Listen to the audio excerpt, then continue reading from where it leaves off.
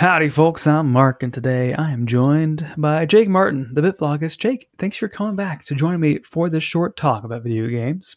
Hey, man, thanks for having me. It's been a minute, and I'm excited to jump into this topic. I know, last few times it hasn't been you solo, so it's been a while since I've had you just by yourself, by your I know, lonesome. But man. good to have you Hopefully, back. I can hold the points that we're going to talk about today. We'll see. Hold all the intention and well. But all of you out there, you're listening to Quick Play, so let's get right into it. So, Jake, the reason you're here is this is a bit of a intervention. On the latest episode of the Bitcast, you and Landry, you reviewed Donkey Kong Bonanza, which you both hated it, just tore it apart. 7 out of 10 is the new 5 out of 10.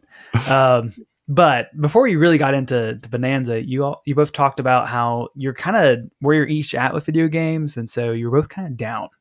But I was remembering listening to that podcast of like before that, you and Landry were both here on Quick Play, and this was actually back in November of last year, where we talked about the topic of there are no new games. We were all kind of in the same boat of like none of these new games are really hitting, really blowing us away. It seems like the older stuff just was better. But at that time, we all kind of held to this like shining beacon of hope of like the Switch successor. Yes. And whatever Nintendo's going to do is going to like, this will revitalize us. This will be the air beneath our wings. But here we are. We have the Switch 2. We've had the second significant like Nintendo made Switch 2 exclusive game. And you're still down, Charlie Brown. So what's the deal? Like my clickbait hell here is, are video games cooked? So what do you think? Are they cooked? Are we done? Pack it in. Well, okay. So great layup for that. Appreciate it. It makes me sound curmudgeonly, and maybe that's just where I am at this stage of life. Sure. I think, which I apologize if that was a little bit like I'm maybe playing up a little bit much. I didn't mean to make no, it's real. It's real. That's kind of how I've been feeling lately. And I think video games right now are not in a great space in terms of having that one killer game that everyone is like just vying for. You mentioned a year ago we were hoping for the Switch 2 to really bring it home and kind of revitalize our passion for the industry, sort of like the original Switch did. Sure. Because I was very much in the same place when the Switch came out, and I was kind of like, I'm not super sure I'm really into gaming anymore. And then Breath of the Wild came out, and I was like, okay, I like video games still a lot. And there went by 7 years, basically, where I was kind of in and out of those valleys, but it felt like the Switch kind of held a cadence of like really, really strong releases for a while. And the Switch 2 came out, and I think all of our hopes were super high with Mario Kart World. I still think it is the best that Mario Kart has ever been in terms of just how it looks, how it performs, like the flexibility and how you want to race. There's just so much potential in that game that's just not been tapped. Yes. And I think that's just sort of maybe that's just the through line for the Switch 2 right now is like, there's a lot of potential, but nothing's really landed just quite yet. Yeah. Go ahead. Well, I guess when you talk about potential, are you optimistic or pessimistic on that? I'm optimistic for the Switch 2. So what I say I guess the answer is video games are not cooked yet. Okay. But it really still time. It still feels like it lies in Nintendo's court. We got Pokemon coming out this week, which I'm sure a lot of folks will be very excited about. But really for me, and I'm not sure, Mark, if you have a game that you're like really hoping kind of brings you. I don't know. I'm actually curious. Are you in this space as well right now with the Switch, or where are you at? It's actually, I prepared all this for this episode. I wasn't actually prepared for that question, so I didn't really think about it that much. Partly I'm like, all of my hype is on pause as I've kind of like set this expectation of like, I'm not buying any more video game stuff this year. I've spent too much already. So it's like, it kind of is it doesn't matter if there's something else out there. I think I am like, I'll play Bonanza eventually. I still think I'll probably like it a lot. Even hearing you and Landry's review on it, I think I'm kind of primed to really like it a lot. Hmm. Um, I mean, again, it's all like the first party Nintendo stuff that's like really curious about Metroid Prime, really curious about Kirby Air Riders, which everything you see is like, this actually looks pretty fun and very like Hmm. pretty. Yeah. Um, I was realizing too, as you were kind of given like talking about Breath of the Wild, like Breath of the Wild was also kind of this like kick in the pants for me into getting back in the hobby. Hmm. But it was really the lead up to Smash Brothers Ultimate that was like that's the one that brought me into the conversation. Like I actually started listening to podcasts and like watching YouTube videos about Nintendo and really Smash Mm. Bros. And then kind of branched out from there. And I kind of wonder like, would the next Smash Brothers do that for me too? Of kind of reignite Ooh. a passion for the discourse even. And it's like Yeah.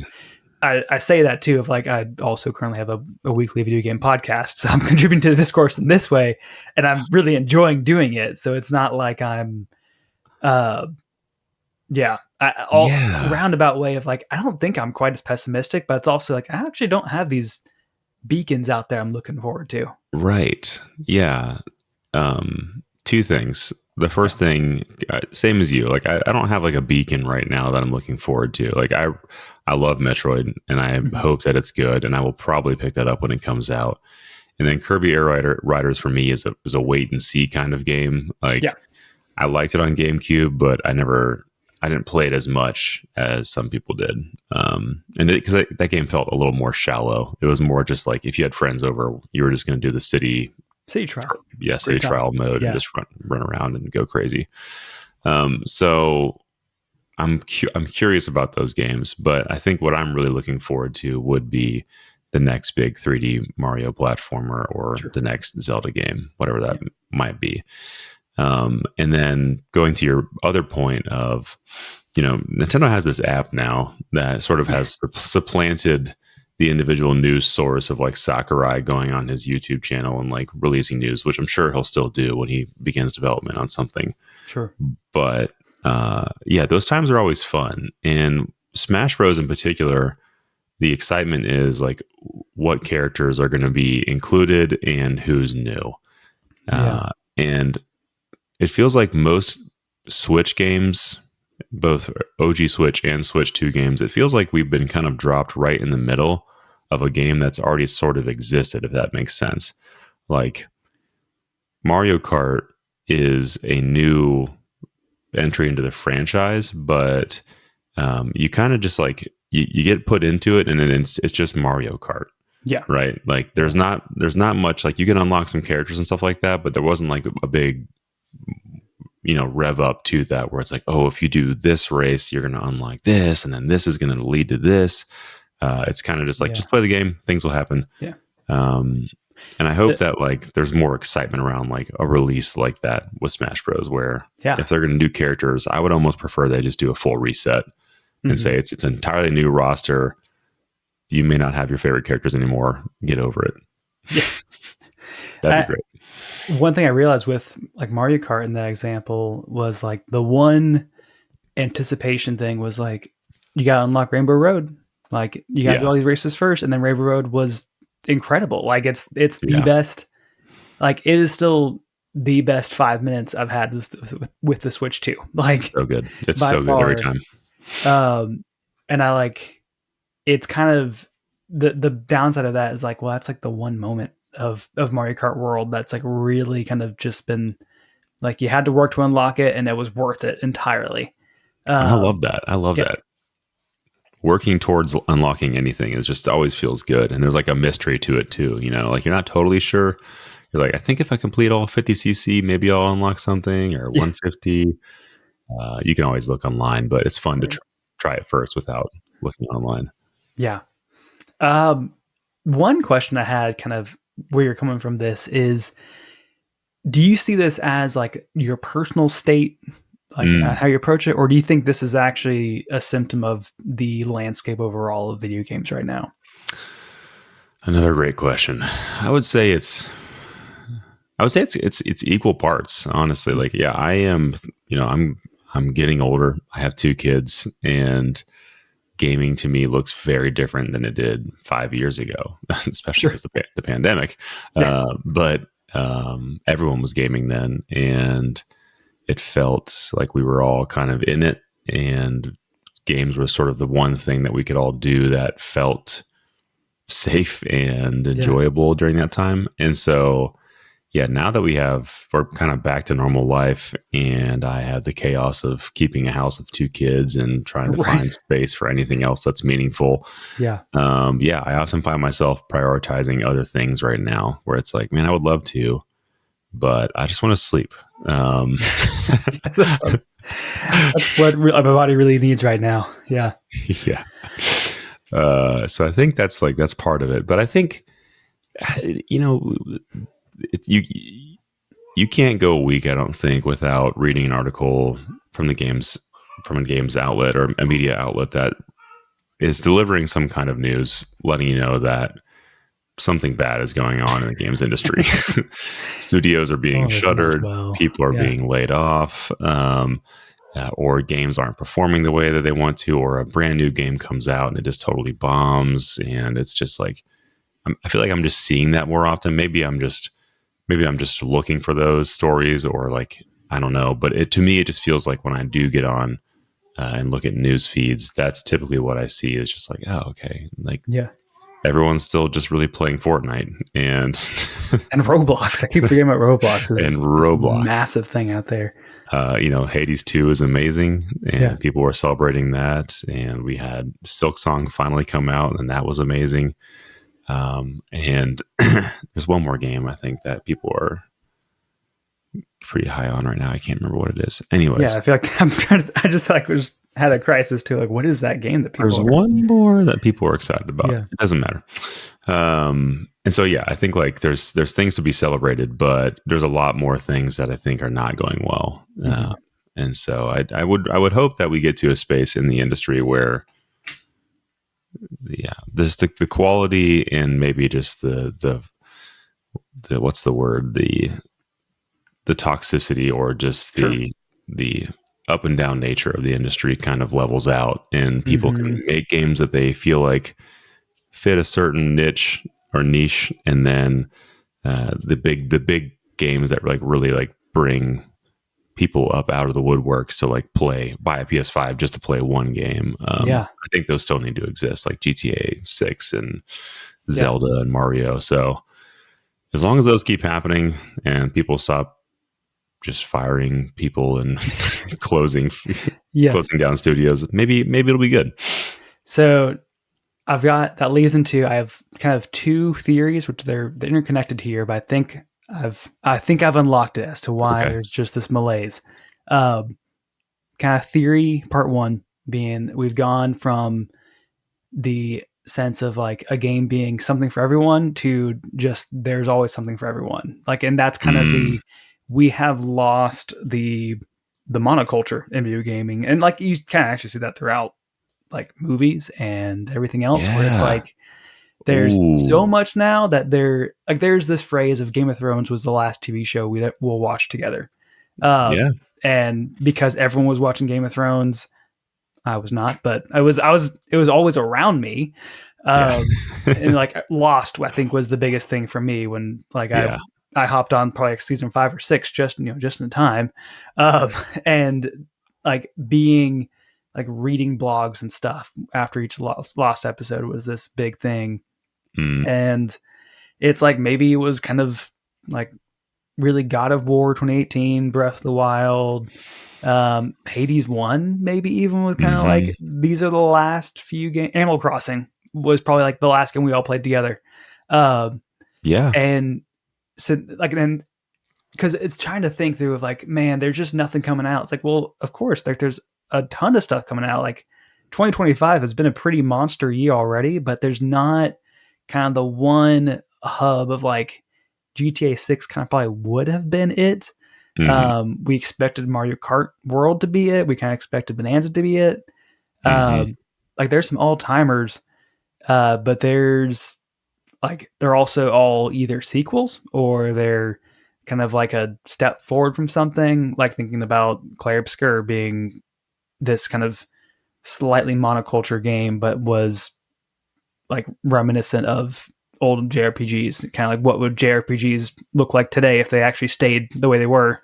Yeah. Um, and then because there's not this like monoculture game, like when you find something that hits, like you also have to convince all the other people around you to check it out. And that Yep. like takes work. Like I I love Matthew in our group text, like always telling about whatever game he's playing. And it's like I meant to tell him like I know I don't ever respond to like what like about Absolom or whatever, but like I love that you see that you're playing this game and I love these updates. Yeah. But it's like all these games, like I'm not going to actually check them out, but I like hearing about them. Yeah. Um, and at the same time, like I'm sure it's kind of a bummer. Like I'm sure Matthew wants more people playing these games around him too, as we all want Yeah. people to play these games around us. Like I had a religious experience with Universal Paperclips, which came out as a web game from like 2016, and I need to figure out how to get people to try this out. But that's like kind of how am I supposed to do that nowadays when there's so much out there too. Um, Yeah. I can lead into the second point. Do you have any thoughts so far? No, that's great. Like that makes so much sense. I love the comparison to the movie industry as well. Yeah, it's video games feel more special when you can share that experience with a lot of other people and talk about it more. But like, it feels like the conversations around a lot of these more recent games have just kind of like flash in the pan. Like it's here, it's great, I love it. Next thing, it's here, it's great, I love it. Next thing, Yeah. Like people even need to, Silksong was people like, need to slow down. Yeah, Silksong. It felt like everyone was dying for that game to come out, dying for it. Like I think they had more fun waiting for that game to come out than actually playing it. yeah, that feels like that's true to me. yeah. Which it's even of like, I mean, it wasn't for lack of praise. Like people were like Yeah, over the moon about Silksong, and yeah, it like it's still was amazing. like it couldn't like it can't sustain itself in the conversation for more than 3 weeks. Yep. And like that's kind of all you can expect out of the conversation now. Hopefully, it'll get some nods at the Game Awards or something. Yeah. But other than that, I think it's going to be another thing where people are like, oh yeah, Silksong, it's a good game. What a good one. Yeah. Yeah, it's a good one. You should check it out. And you can get it for $8 every 3 months in the Switch eShop. So it's like, which is really a testament to Silksong and Hollow Knight, which are both, great values, but whichever. Leading into theory 2, point 2, point B, whatever. There's so much coming out, but it's not from the traditional sources. So it's like, there's not much coming from, and you mentioned like Sony, like they have their one game a year and it's like a big deal. And like GTA 6 is coming out. Like it's been, I don't know, like a decade since like Grand Theft Auto 5. Like, we're from our age, like we're used to the reliable, predictable streams of games coming from like Nintendo, Sony, Xbox, Activision, Blizzard, EA, Ubisoft, and like you might get a bigger cringe as that list goes on because each of these have just kind of like fallen off and have like started to dry up, or it's like these are where all these bad stories of layoffs and EA just got bought out. Yeah, exactly. Like, so all the things that are depressing coming out on the news is like from these massive places that are like used to be these bastions of our entertainment. And there is like, at the same time, like I love that the indie scene has grown. Like there's so much now, like, but it's also the Wild West, and we do still crave that reliability and predictability of, like, I know Nintendo game's going to hit, like, and I can get excited for that. And sometimes they don't hit, and that's kind of like disrupting that stream. Because these, like, all these channels are just reducing, like, either output overall, or it's like losing quality, and there's just not long-term sustainability. Like, do we know that Ubisoft will be around for much longer? Like, that's a legitimate question. Like, it seems like they're probably fine, but who knows actually? I mean, they were looking to get acquired a while ago, weren't they? Yeah. I can't remember. There was like conversations around that. Yes. I guess they're fine now, but like, who knows? they could get private equity bought just like EA. and now, but there's still like, you still see conversations around like smaller streams of like, when Hades 2 came out, I heard a lot of like, whatever Supergiant does next, I'm there. Like now it's just like trying to just hold on tight to these, like one indie developer that's like, please just give me something to look forward to. It's like, great. Like, well, we can see you in 2031 with the next game. Like, this is not the we're a small team. like every month or so. And now it's like even Nintendo is not safe from that, where it's like Mario Kart World and Bananza have not quite lived up to their potential. And they've raised prices. So it's just like, man, it's like, this is a hard pill to swallow. It's like, I'm paying more for it. And I don't know why, but I am. Yes. Inflation. Yeah. Oh man. So it's a hard time.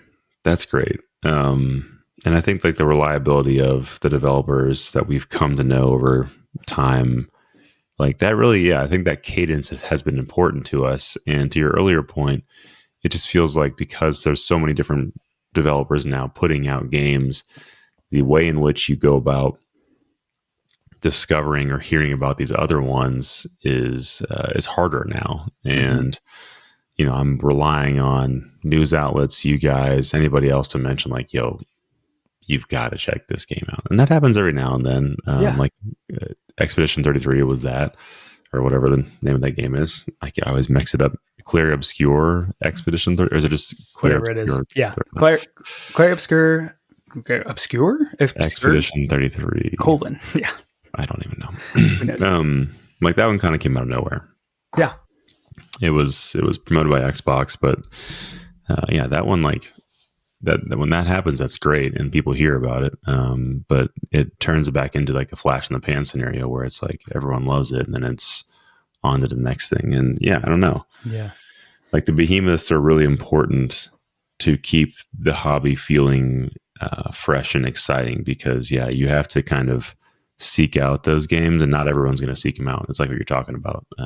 Like someone could see Clair Obscur and be like, yeah, I know it's getting a lot of good press, but that just doesn't seem like my kind of game. Yeah. Or it's like, I heard about Clair Obscur. That's the one with like the PS4 graphics, right? And it's like kind of gets diminished by the discourse around it. Ah, jeez. I think the game looks great. It looks really cool. I don't know what they're talking about. One other thing that kind of like even back to your original question of where I'm at with games, I kind of had a bit of a kick in the pants this year where ironically is actually, I found this game because I would not have heard of it, but through listening to Giant Bomb, like in the Giant Bomb cast, and they mentioned this small indie game called A Game About Digging a Hole. And I would not have heard of it unless like it was through this other channel of influencers. But that game, it just revealed to me that I'm a chump when it comes to video games because it just showed me like it pulls the rug out under you and like it shows just how kind of shallow games are sometimes. And it's like, it actually did kind of, I think it may have slightly diminished Pikmin 4 for me. Like, I think I was primed to be over the moon about that game. And instead of just like, it's just the game mechanic of throwing the Pikmin and getting the stuff and like, and that feels good, but is that enough? And the answer is like, yeah, that's actually enough. Like I still love Pikmin 4, but at the same time of like, man, I just want like something more out of this. And I don't know what I'm looking for. Like, I don't even know what the X factor is anymore. Like I've gone too deep. I know too much. Like what I've gotten too old, like wipe my brain so I can enjoy these things again in ways they're meant to be enjoyed. I've seen this comment, what you're talking about, come up a few times in like some Reddit forums where a lot of people are kind of like what you're saying. They wish that they could go back and forget all that they know about video games because they're watching somebody else that they know who's, like their girlfriend or spouse playing stuff for the first time, and like just the joy in discovering just the fundamentals of like what games are today are so like exciting to them. And for us, it's just like, yeah, whatever. Whatever. They had this game from 14 years ago did it better, actually. So it's like stuff like that. Right. Yeah. Yeah. We have this history now of just things that have come before, and we're like, oh, it's just this, but with a new coat of paint and more dopamine addictive strategies attached to it. That's all it ever was, actually. That's all it ever new was. Stuff is only 20% new. The rest, other 80% of it is just the same thing over again. Yep.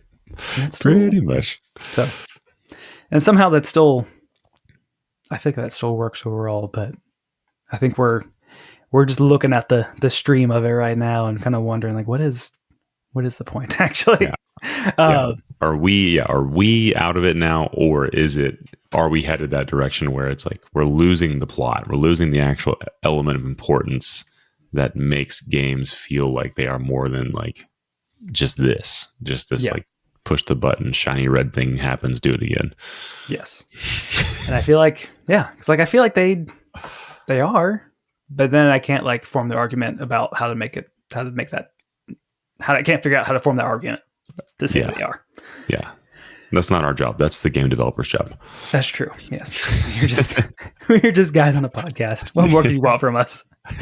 Well, Jake, our time is short, but I guess like what would it take to get you excited about video games again? Like, can you be excited again? 100%. Yeah. I mean, like I'm even excited about what we talked about already. I'm excited to see how Pokemon performs. Like Pokemon games are big. You know, I have nostalgia attached to the first one. So anytime I see a new Pokemon game coming out, it's always exciting to see that. I might not pick it up, but that'll be fun. But to be really excited, kind of like what we're talking about, where, okay, let's get out of just like the doldrum of like, this is fine, but where's like the thing that really is going to blow me away? Like it's going to have to be the next 3D Mario. I think like that's what's next, because Zelda feels like it's far off. We've gotten Tears of the Kingdom more recently. It feels like the next 3D Mario is going to be that for me. That's a good thought. I think I did realize for me that it'll be the next Smash Brothers of like kind of the hype cycle around that and kind of the buzz. I would love that. It puts electricity into the air when there's all like maybe even on a more, I don't know if meta sense is the right word, but like thinking about the Mario Kart Booster Course Pass, where it's like having this consistent of like, oh, I know this next drop is coming. Like what could be in it? Like what tracks are going to get in there? Yes. Having the predictability, even of like in that hype cycle, I think is something I've been craving. And I always say of like, well, I always want to be surprised by whatever's in a direct. At the same time, of like I kind of also do want the thing that's like, oh, I know this will be there, and I know it'll be something new, and I know I'll like it. I just want to, I want to know like something's going to be coming down the road. Maybe, you know, it's like, okay, we know we have Smash Bros on the horizon, or and then we have new characters coming, but we don't know who they are. Like that's an exciting place to be, because then your brain can start doing all the fun guesswork of who could it possibly be that's going to be on the new roster, or what new tracks or what new characters for Mario Kart World. Like this, that's a fun place to be in the games community. Just speculating. Yeah, that's all I need is a roadmap for Mario Kart World of like around between this date and this date, we're releasing 3 packs of courses. I mean, and the roadmap is just such a good pun, such a good layup for them. Like, come on, easy. This is the Mario Kart World roadmap. And that's what we need. That's what will save the video games industry is marketing puns. Marketing puns and Sakurai. Yes, that too. Oh man, what a guy. Well, Jake, our last little bit here. One name, one game. What are you playing? 80s 2. I played a run right before I got in this podcast. It's so good. Very nice. Good stuff. I am into Super Mario Galaxy 2. Oh, nice. I want to talk about that more with you. Nice. Well, it's actually, I played on my Wii U because that's where I have it. I actually buy on Switch. It's like, I don't pay $40 for this. I have it here. Everything still works. I respect that, but also that's hilarious. I've been hesitant to get it on the Switch too, because it just feels like it's a waste in some ways. But I don't think I've ever finished Super Mario Galaxy 2. So hey, it's great. I want to. As I'm finding out. That game's still really good. So. Still pretty fun. Well, Jake, thanks again for joining me. Where else are you out on the internet? Yeah, just Bitcast. You can just catch us there. I think Landry and I will be recording our newer podcast for this 2 to 3 month season or cycle pretty soon. Nice. I'm not sure what we were talking about yet, but I'll let you know. Sounds good. Well, thank you all for listening in. You can follow us on the major podcasting services or on YouTube. You can press all the good buttons if you enjoyed this conversation. You can follow us, or no, you can find us on the proper socials at Quick Play Pod and let us know, are video games cooked? Is this it? Are they done? That's all the time we have for today. Thanks. Bye.